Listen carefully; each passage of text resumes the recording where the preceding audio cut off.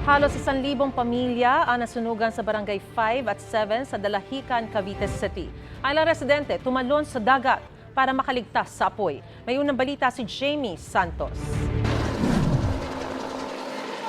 Mula sa Himpapawid, nagbabagsak na ng tubig ang chopper ng Philippine Air Force para tumulong sa 50 truck ng Bureau of Fire Protection na apulahin ang sunog na tumutupok sa mga kabahayan sa Barangay 5 at 7 Dalahican, Cavite City.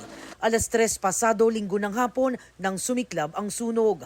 Mabilis itong kumalat sa mga kabahayan dahil karamihan ay pawang gawa sa light materials. Kaya naman mabilis na inakyat ng BFP sa 4th alarm ang sunog. Maging ang ibang bumbero galing sa iba't ibang kalapit na lungsod, rumespondi na rin. Kanya-kanyang likas sa mga residente na apektado ng sunog. Ang ginang na ito, hindi na mapigilang maiyak. Bukod daw kasi sa wala silang naisalbang gamit, natakot pa siya para sa kanilang buhay mag-iina. Iisip ko na lang maligtas kami ng mga anak ko. Gitna kasi kami. Natrap kami 1 oras bago kami nakalabas. Paano po kayo nakalabas, ma'am? Lumusong na lang kami sa putikan. Muntik pa akong malunod eh. Kasi May mga tumulong po sa inyo para maiahon meron kayo? naman po.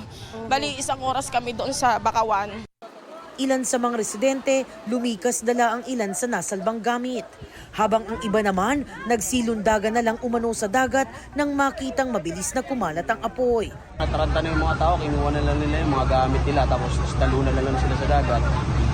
Ganun lang yung ginawa nila. Eh, wala, nataranta na sila, lumaki na yung apoy eh. Kaligtas na ako, konti lang na baro eh. Yan o, yan sa kadalawang Mga pa lang. ibang gamit namin, di na namin nakuha eh. Wala na. Ayon sa alkalde ng lungsod, halos 1,000 pamilya ang naapektuhan ng sunog mula sa 2 barangay.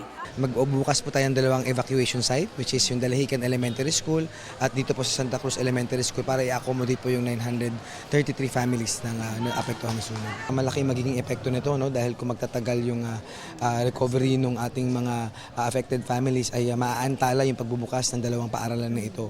But the local government will be moving fast para po makapagbigay kagad ng tulong sa mga affected family.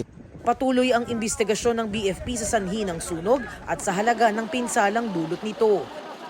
Ito ang unang balita. Jamie Santos para sa GMA Integrated News.